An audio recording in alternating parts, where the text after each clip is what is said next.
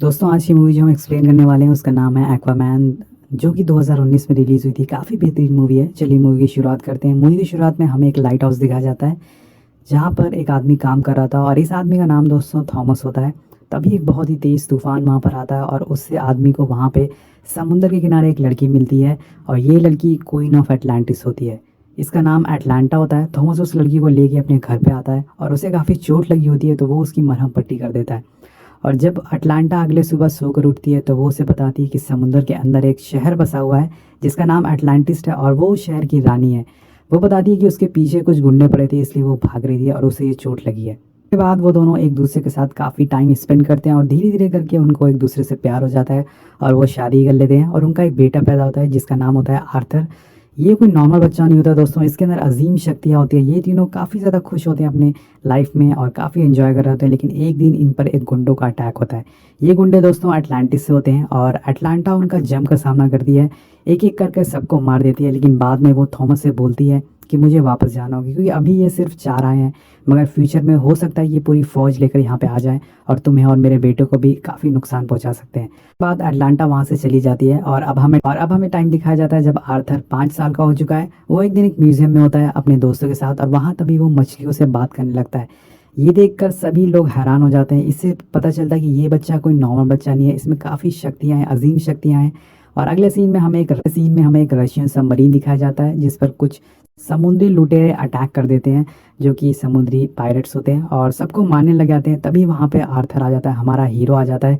वहाँ पे उसकी एंट्री होती है। वो सभी उस पर गोलियाँ चलाते हैं लेकिन उस पर गोलियों का कोई असर नहीं होता है। वो सभी उसको मारने की कोशिश करते हैं लेकिन कोई भी उसे उसके सामने टिक नहीं पाता है। वो सभी को मार कर गिरा देता है और शिप के सभी क्रू मेंबर को बचा लेता है। लेकिन तभी वहाँ पे जो लुटेरों का सरदार रहता है वो आ जाता है, उस पर हमला कर देता है एक बड़ी बंदूक से और दोनों के बीच में काफ़ी तगड़ी वाली फाइट होती है। इसके बाद आर्थर भी काफ़ी गुस्से में आ जाता है, वो उसे बहुत ही बुरी तरह से मारता है और इसी बीच जो सरदार का बेटा होता है वो भी आ जाता है जिसका नाम डेविड होता है। ये दोनों के बीच में तगड़ी फाइट स्टार्ट हो जाती है और इसी बीच एक मिसाइल डेविड के पिता के पैरों के पास गिर जाती है, पैरों के ऊपर गिर जाती है जिसके कि वो उसके नीचे दब जाते हैं। उसके बाद लड़ाई के दौरान सबमरीन में काफ़ी छेद हो जाते हैं जिसमें कि उसमें सारे पानी भरने लग जाता है और डेविड के जो पिता है उनके पैरों पे मिसाइल गिरी है वो उसमें फंस जाते हैं और शिप में पानी भरता रहता है। उसी टाइम डेविड आर्थर से मदद मांगता है कि वो उसके पिता को बचा ले, लेकिन आर्थर उनको बचाने से मना कर देता है। आर्थर बोलता है कि तुम लोगों ने बहुत लोगों को मारा, ये तुम्हारी सज़ा है और आर्थर वहाँ से चला जाता है। डेविड उसके बाद डेविड के पिता भी डेविड को वहाँ से जाने के लिए बोलते हैं। उसे बोलते हैं कि तुम्हें अपनी जान बचानी होगी और आगे चल के आर्थर से मेरा बदला लेना होगा।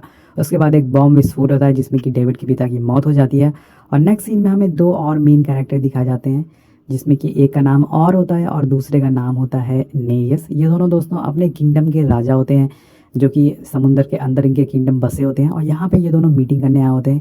तो और उनमें से और बोलता है कि इंसान जो है वो हमारे ऊपर जो रहते हैं वो हमारे समुंदर को पूरी तरह से ख़राब कर रहे हैं, पूरी तरह से दूषित कर रहे हैं, सारा कचरा पानी में फेंक रहे हैं जिसकी वजह से जो हमारी मछलियाँ हैं, हमारे जो पानी में जीव जंतु रहते हैं वो मर रहे हैं। इनको हमें सबक सिखाना चाहिए।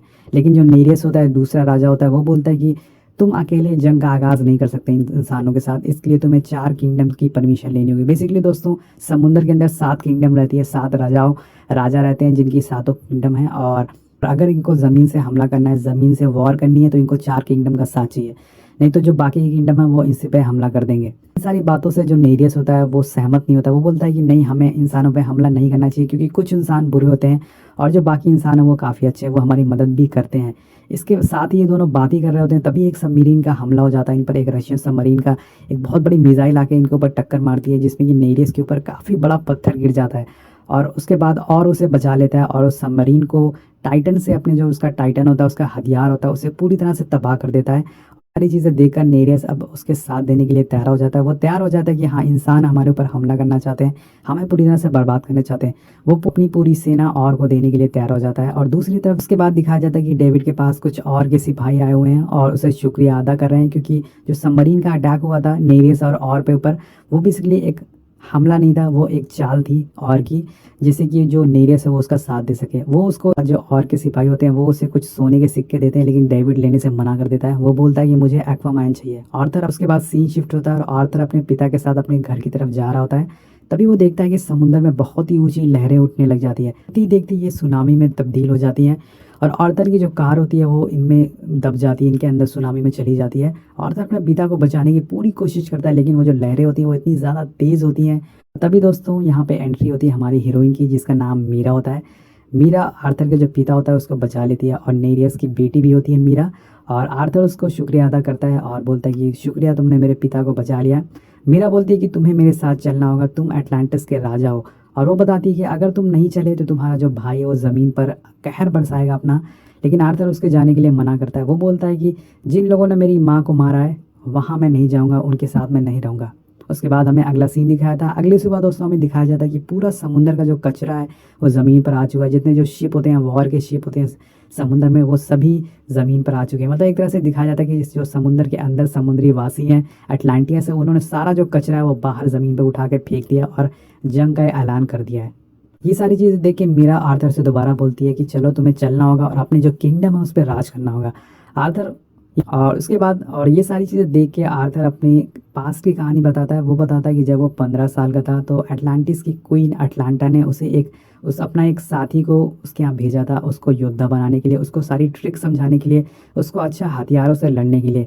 उस साथी का नाम वॉल्को होता है और वो उसे लड़ने की नई नई कलाएं सिखाता है। वो आर्थर को पूरी तरह से तैयार कर देता है। उसे बताता है कि तुम पानी के अंदर सांस भी ले सकते हो। वो ये भी बताता है कि हमारी जो आंखें हैं वो समुद्र के अंदर भी अंधेरों में भी देख सकती हैं। और अब प्रेजेंट का सीन दिखाया जाता है जहाँ पे मीरा आर्थर को लेकर एटलांटिस पहुँच चुकी है और हमें इनकी दुनिया दिखाई जाती है, अटलांटिस की दुनिया दिखाई जाती है। ये हमें अटलांटिस की दुनिया दिखाई जाती है जो कि बहुत ही ज़्यादा खूबसूरत होती है। पानी के अंदर पूरा बसा हुआ एक शहर होता है। उसके बाद मीरा आर्थर को लेके एक पुराने शिप में जाती है और वहाँ वॉल्को से मिलवाती है। आर्थर और वहाँ पे आर्थर वॉल्को से पूछता है कि बाकी सब पानी में सांस क्यों नहीं ले सकते। वॉल्को से बताता है कि ये बस शाही खून में ऐसी ताकत होती है जिससे कि वो समुंदर और पानी में दोनों जगह सांस ले सके। और उसके बाद उसको बताता है कि यहाँ एक महायुद्ध होने वाला है। तुम्हारा भाई ने अगर 4 किंगडम को एक साथ कर लिया तो वो पूरी दुनिया में तबाह कर देगा, तबाही ले आएगा, अपने कहर बरसा देगा पूरी दुनिया में। और इसे रोक सकते हो तुम, और इसे रोकने के लिए तुम्हें चाहिए टाइटन। वो उसे टाइटन दिखाता है, टाइटन का एक नक्शा दिखाता है। वो बोलता है कि ये टाइटन, आर्थर से बोलता है कि ऐसा टाइटन तो मेरे पास भी है, मेरी माँ ने मुझे दिया था। लेकिन वॉल्को से बताता है कि ये कोई मामूली टाइटन नहीं है, उसे पूरे समुंदर को अपने बस में किया जा सकता है। ये टाइटन जिसके पास भी होगा वो अटलांटिस का राजा होगा। और आज से हज़ारों साल पहले एक राजा हुआ करता था जिसका नाम एटलन था। वो अटलांटिस का पहला राजा था। और एक उसके पास जो टाइटन था वो बना था पोसाइडन के लोहे से, और उसमें अजीम शक्तियाँ थी। उसे समुंदर की कोई भी चीज़ कंट्रोल कर सकते थे, सारे जो समुंदर के जीव हैं उनको अपने बस में कर सकते थे, और बहुत ही ज़्यादा ताकत थी उस टाइटन में। और एक दिन उस राजा के एक्सपेरिमेंट ने पूरे शहर को तबाह कर दिया, जिससे कि पूरा शहर पानी में दब गया, पूरा समुंदर में समा गया पूरा पूरा शहर। और उसके बाद धीरे धीरे करके हम सभी ने पानी में सांस लेना सीख लिया और यहाँ डेवलप हो पाया। और वो इसे एक बॉक्स दिखाता है जिसमें कि टाइटन को पाने का रास्ता होता है। लेकिन तभी वहाँ पे सोल्जर आ जाते हैं, और के सोल्जर आ जाते हैं, उन सभी पे अटैक कर देते हैं। एक काफ़ी घमासान फाइट होती है। आर्थर उनका जमकर सामना करता है, लेकिन लास्ट में वो जो सोल्जर होते हैं वो आर्थर को पकड़ लेते हैं और बंदी बना लेते हैं और के सामने पेश करते हैं। और वो उसके बाद और उसे बोलता है कि तुम मेरे सिपाही से हार गए, मुझसे क्या लड़ोगे। और से बोलता है कि मेरी हाथें खोल, मेरी हाथी की जो जंजीरें हैं वो खोल के देख, फिर मैं बताता हूँ कि मैं कौन हूँ और कौन जीतेगा इस युद्ध में। उसकी बात जो होता है और मान जाता है और उसकी जंजीरें खुलवा देता है। फिर दोनों के बीच में काफ़ी तगड़ी वाली फाइट होती है। ये बेसिकली एक चैंपियनशिप बोल सकते हैं कि जो जीतेगा वो अटलांटिस का राजा होगा। लेकिन दोस्तों जो आर्थर का भाई होता है और वो समुद्र में हमेशा से रहा होता है, इस वजह से वो काफ़ी ज़्यादा ताकतवर होता है समुद्र के अंदर, और वो बोल सकते हैं कि आर्थर पे भारी पड़ने लग जाता है। ये देखकर दोस्तों उसके बाद आर्थर को हारता देखकर मीरा उसकी मदद के लिए आती है। वहाँ पे वो एक मिसाइल मारती है जिससे कि मतलब जो और होता है वो दूर जाके गिरता है, और वहाँ से वो आर्थर को लेके निकल जाती है। पहुँच जाते हैं जहाँ पर टाइटन का हथियार बना था, वो राजा का हथियार बना था। और वहाँ पर मीरा उस बॉक्स को एक मशीन में लगाती है। वहाँ एक किंग की छवि निकल के आती है, एक लाइटिंग निकल के आती है। वो बताता है कि मेरी वजह से पूरी दुनिया मेरी तबाह हो गई थी, इसलिए मैं यहाँ पे आ गया अपने आप को सज़ा देने के लिए। और वो उसे आगे का रास्ता भी बताता है जो कि इटली में होता है। और वहाँ दूसरी तरफ हमें दिखाया जाता है कि जो तीसरी किंगडम है, और हमें दूसरी तरफ दिखाया जाता है जो और होता है वो तीसरी किंगडम के पास जाता है उनकी मदद लेने के लिए, ताकि वो ज़मीन पर अटैक कर सके। लेकिन जो वहाँ उनका जो बादशाह होता है, उनका जो राजा होता है, वो उसे मना कर देता है, कहता है मैं तुम्हारा साथ नहीं दूंगा। इसकी वजह से और काफ़ी ज़्यादा गुस्सा हो जाता है और उसका वहीं मर्डर कर देता है, उसका कत्ल कर देता है। अब दोस्तों जो किंगडम का जो राजा है वो नहीं रहा, तो उसकी बेटी उसका साथ देने के लिए तैयार हो जाती है। में कुछ लोग डेविड के पास आते हैं और उनको एक हथियार देते हैं। ये हथियार एटलांटिस का हथियार होता है और डेविड उस हथियार को पूरी तरह से अपग्रेड कर देता है, पूरी तरह से मॉडिफाई कर देता है, अपनी तरह से पूरी तरह से बना देता है उसे। और उसके बाद हमें इस मूवी का सबसे बेहतरीन फाइट सीन दिखाया जाता है दोस्तों, जहाँ पर आर्थर और डेविड के बीच में काफ़ी तगड़ी वाली फाइट होती है। और अब डेविड के पास एक एटलांटिस हथियार है, तो वो आर्थर पर काफ़ी भारी भी पड़ता है, लेकिन आर्थर जो होता है वो भी कम नहीं है, वो उसको लास्ट में हरा देता है। उसके बाद दोनों वहाँ से ट्राइटन का हथियार हासिल करने के लिए निकल जाते हैं और रास्ते में उनको एक अजीब क्रिएचर उन पर हमला कर देता है। उन्हें पता चलता है कि ये क्रिएचर किंगडम ऑफ ट्रेंच के लोग हैं, जो कि समुंदर के बहुत ही ज़्यादा नीचे रहते हैं और रोशनी ये झेल नहीं सकते हैं। तो वो अपने साथ कुछ लाइटिंग ले लेता है, जिसकी वजह से वो वहाँ से उनसे भाग सके। वो संख्या में दोस्तों बहुत ही ज़्यादा होते हैं, इस वजह से उनसे लड़ पाना काफ़ी मुश्किल होता है आर्थर के लिए। तो सही यही होता है कि वहाँ से उनका अपनी जान बचा के वहाँ वो भाग सकें, और वो काफ़ी खतरनाक भी होते हैं। जब वो समुद्र में उनसे बच के भाग रहे होते हैं, तो तभी वहाँ पे उनको एक पोर्टल दिखता है दोस्तों, और वहाँ से बहुत ही ज़्यादा रोशनी आ रही होती है। वो पीछे देखते हैं तो उनके पीछे सारे क्रिएचर पड़े होते हैं, और वो सामने देखते हैं तो पोर्टल खुला होता है। तो वो डिसाइड करते हैं कि वो उस पोर्टल में जाएंगे, और अपना बचाव के लिए वो जैसे ही उस पोर्टल में एंटर करते हैं, वो एक नई दुनिया में पहुंच जाते हैं दोस्तों। हमें एक पूरी तरह से नई दुनिया दिखाई जाती है, जिसका नाम लॉस्ट किंगडम होता है। यहाँ पर उसके बाद यहाँ पे एक चमत्कार हो जाता है, आर्थर को अपनी माँ दिखती है। जी हाँ दोस्तों, वो देखकर अपनी माँ को पूरी तरह से इमोशनल हो जाता है, पूरी तरह से आंसू उसकी आँख से निकलने लग जाते हैं। वो अपनी माँ से पूछता है कि आप जिंदा कैसे बच गए, मुझे वॉल्को ने बताया था कि आपकी मौत हो चुकी है। उसकी माँ बताती है कि जब मैं अटलांटिस वापस गई थी, तब मेरी शादी एक राजा के साथ कर दी गई थी। उनका एक बेटा भी हुआ था जिसका नाम और है, मतलब कि और आर्थर दोनों भाई भाई हैं। और उसके बाद वो बताती है कि आर्थर के पिता को जब उसके दूसरे बेटे के बारे में पता चला, तो उन लोगों ने उनको ये क्रिएचर के सामने फेंक दिया, उनको बलि चढ़ा दी। लेकिन उस टाइम उनको भी वही पोर्टल दिखा जो कि आज आर्थर को दिखा था, और वो भी उस पोर्टल के ज़रिए यहाँ पर तक पहुँच गई है। उसके बाद आर्थर उससे पूछता है कि आप यहाँ से निकली क्यों नहीं, आप वापस क्यों नहीं गई। उसकी माँ बोलती है कि यहाँ से निकलना आसान नहीं है, सिर्फ यहाँ से एक ही तरह से निकला जा सकता है, वो है राजा का ट्राइटन। उसके बिना यहाँ से निकला नहीं जा सकता है। और उसके बाद उसकी माँ बताती है कि वो ट्राइटन उस झरने के पीछे है, लेकिन उसकी रक्षा एक बहुत ही बड़ा जानवर कर रहा है, बहुत ही बड़ा एक खूंखार जानवर कर रहा है, जिसे लड़ पाना काफ़ी मुश्किल है, जिसे हरा पाना एक तरह से बोल सकते हैं नामुमकिन है। आर्थर बोलता है ठीक है, मैं उससे लड़ने जाऊँगा और मैं उसको हरा के ट्राइटन वापस ले आऊँगा आपकी खातिर। उसके बाद आर्थर उस झरने के पीछे जाता है, वहाँ पे एक काफ़ी बड़ा क्रिएचर होता है, वो उसका सामना करता है और आर्थर उससे लड़ने की कोशिश करता है, लेकिन वो साइज़ में काफ़ी ज़्यादा बड़ा होता है। तभी आर्थर उसे अपने हाथ से दिखाता है और उसे रोकता है, उससे बात करने की कोशिश करता है। बोलता है कि मैं यहाँ पे अपनी माँ को बचाने के लिए आया हूँ, मैं इस टाइटन को लेने आया हूँ ताकि मैं अपने देश की, अपने समाज की रक्षा कर सकूँ। तभी वो जो मॉन्स्टर होती है, उसका नाम कैराथीन होता है, वो उसे बोलती है कि तुम मुझसे बात कैसे कर पा रहे हो, क्योंकि सिर्फ राजा अटलांटिस ही थे जो कि मुझसे बात कर सकते थे। वो उसे एक मौका देती है, बोलती है ठीक है, मैं तुम्हें एक मौका देती हूँ ये ट्राइटन को हासिल करने का, लेकिन उसे हासिल करना इतना आसान नहीं है। एक सच्चा जो योद्धा है, महान योद्धा है, जो महान राजा है, वही उसे हासिल कर सकता है। वही राजा के हाथों से वो ट्राइटन छीन पाएगा, कोई और नॉर्मल इंसान उसको छीन नहीं सकता है।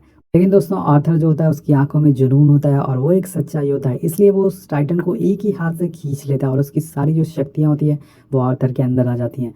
समुद्र में जितने भी जीव जंतु होते हैं वो सभी के सभी आर्थर के कंट्रोल में आ जाते हैं, वो सभी को कंट्रोल कर सकता था, यहाँ तक कि जो उसके सामने मॉन्स्टर था वो उसको भी कंट्रोल कर सकता था। उसके बाद इस मूवी का सबसे बेहतरीन सीन दिखाया जाता है दोस्तों, जहाँ पे आर्थर अपने पूरे सूट में और अपने जो लोहे का जो गोल्ड का टाइटन होता है उसके साथ उस झरने से, उस गुफा से बाहर आता है, और ये सीन देख के डेफिनेटली आपको गूज बम्प आ जाएगा। और दूसरी तरफ दिखाया जाता है कि अपने जो पूरी सेना लेके और एक और किंगडम के पास जा चुका है, जिससे कि वो मदद लेके जो समुद्र में लोग हैं, जो ज़मीन पर लोग हैं, उन पर अटैक कर सके। लेकिन वहाँ भी जो उनका राजा होता है वो भी उसको मना कर देता है कि मैं तुम्हारा साथ नहीं दूंगा, मैं तुम्हारे किंगडम के साथ दूसरों पे हमला नहीं करूंगा। इस बात से और काफ़ी गुस्सा हो जाता है उस पर, जैसे ही अपने टाइटन से हमला करने पड़ता है तभी वहाँ जो ज़मीन होती है समुद्र की, वो पूरी तरह से फट जाती है, वहाँ से काफ़ी बड़ा मॉन्स्टर निकलता है। वही मॉन्स्टर दोस्तों वही होता है जो कि टाइटन की रक्षा कर रहा होता है, उस पर बैठा होता है हमारा हीरो एक्वामैन। जी हाँ दोस्तों, उस मॉन्स्टर का नाम कैराथीन होता है। वो साइज़ में इतना ज़्यादा बड़ा होता है कि उसके सामने कोई भी नहीं टिक पाता है। वो एक ही झटके में सभी जो पूरी सेना होती है, चारों किंगडम की सेना, उनको हराने के लिए बढ़ने लग जाता है। और उसका ये जुनून, उसका ये पागलपन देख के जो बाकी जो किंगडम होते हैं वो उनके आगे झुक जाते हैं। उसके बाद दोस्तों मीरा अपने पिता के पास, नेरियस के पास जाती है और वो उसे बता दी कि आर्थर ने जो सोने का ट्राइटन है, जो कि राजा का ट्राइटन है, वो हासिल कर लिया है। और ये सारी बातें सुन के नेरियस उसे बोलता है ठीक है, जो असली राजा है वो अब लेकिन जो और होता है, दूसरा राजा होता है, वो ऐसा नहीं करता है, वो उसकी बातें नहीं मानता है। वो आर्थर को चुनौती देता है, वो बोलता है कि ठीक है तुम्हारे पास टाइटन है, अब मुझसे लड़के दिखाओ, मुझसे जीत की दिखाओ, बस टाइटन होने से कोई राजा नहीं बन जाता है। और अब मीरा आर्थर के पास आती है और उसको बोलती है कि अगर तुम्हें और को हराना है तो उसे ज़मीन पर ले जाना होगा, क्योंकि पानी में उसको हराना काफ़ी मुश्किल है। दोनों एक सबमरीन के ऊपर जाते हैं, वहाँ पे काफ़ी तगड़ी वाली फ़ाइट शुरू हो जाती है। इस मूवी का सबसे बेहतरीन सीन है दोस्तों, सबसे बेहतरीन नहीं बोल सकते हैं, सब में से एक बेहतरीन, काफ़ी बेहतरीन फ़ाइट सीन होती है दोनों के बीच में। दोनों एक दूसरे के ऊपर भारी पड़ते हैं, काफ़ी दोनों अच्छे फाइटर होते हैं और अब दिखाता है। और आर्थर भी वो कम नहीं होता है, वो उसको अपना वो मूव, बचपन का वो मूव, बचपन की वो ट्रिक दिखाता है जो कि वोल्को ने उसको सिखाया था। उसके बाद और उस पर कई बार हमला करने की कोशिश करता है, लेकिन वो हर बार फेल हो जाता है। अब आर्थर उसका जो ट्राइटन होता है वो भी अपने ट्राइटन से उसको तोड़ देता है और उसको जान से मारने वाला होता है, लेकिन तभी वहाँ पे आ जाती है उसकी माँ, क्वीन ऑफ अटलांटिस। अपनी माँ को देखकर और काफ़ी ज़्यादा इमोशनल हो जाता है, उसकी आंखों से आंसू गिरने लग जाते हैं और लड़ाई वहाँ पे रुक जाती है। और अब दोस्तों और को जेल भेज दिया जाता है और अब जो आर्थर होता है वो ऐलान करता है कि वो इस समुंदर का असली राजा है। और दूसरी तरफ दिखाया जाता है कि आर्थर के जो पिता हैं, बरसों के बाद जिसका इंतज़ार कर रहे थे, वो उनको मिल जाता है। जी हाँ दोस्तों, उनको फाइनली आर्थर की माँ जो होती है वो उनको मिल जाती है और यहीं पे मूवी का दी एंड हो जाता है, मूवी यहीं पे ख़त्म हो जाती है। आपको मूवी कैसी लगी नीचे कमेंट करके ज़रूर बताइएगा।